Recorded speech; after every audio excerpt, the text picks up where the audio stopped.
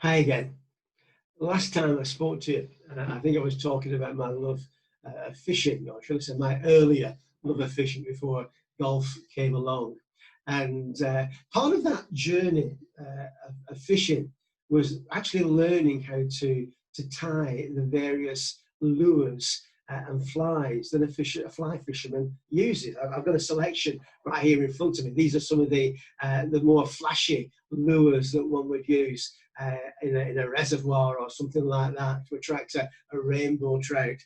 Down here are some of the much smaller flies that you would use to imitate the real thing, that you would use maybe in a stream or a river or in one of those large lakes or reservoirs too. And what these do, they imitate the life cycle of the fly from the larvae right there in the bottom of the stream or the river or the loch, right through to the emerging flies. It makes its way up through the water onto the surface. And then those struggles on the surface to break free of the surface tension before they take flight into the air. And of course, the trout will feed on all those various stages.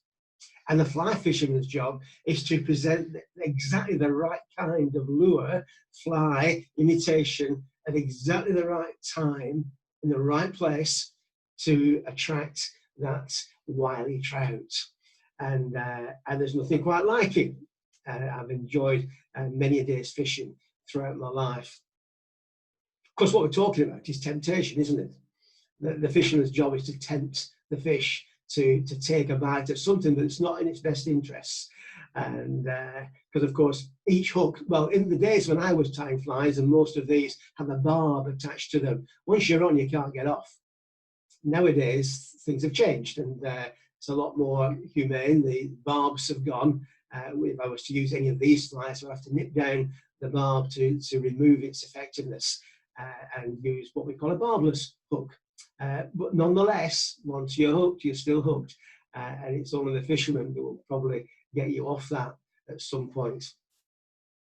Temptation is an evil thing, you know.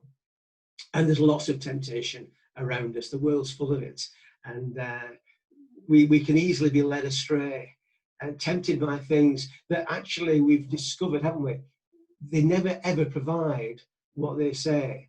All advertising is there to tempt us to buy something, and invariably it never fulfills its potential.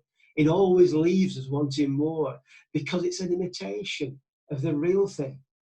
You know, God designed us, God made us, and there's a way that we should live our lives in relationship and fellowship with Him. But we're tempted to do other stuff. We're tempted to look for shortcuts. We're tempted to want to fill our lives with things that will never ever fully satisfy. There's an old hymn we used to sing that none but Christ can satisfy. And that's true, you know. None but Christ can satisfy.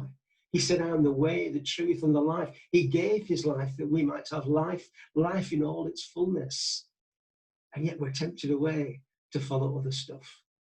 When the disciples asked Jesus to teach them to pray, He said this, when you pray, and one of the phrases He used was in that prayer, lead us not into temptation, but deliver us from evil. Maybe that's the prayer we need to pray. Lead us not into temptation. Help me to discern what is of you and what isn't of you.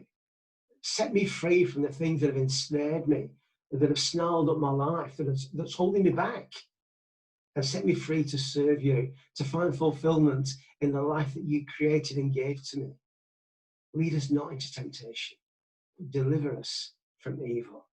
You know, the devil is a lot like a fisherman, only he's not after trout, he's after you. And only Christ can set us free. God bless. Why not think about that throughout the course of today?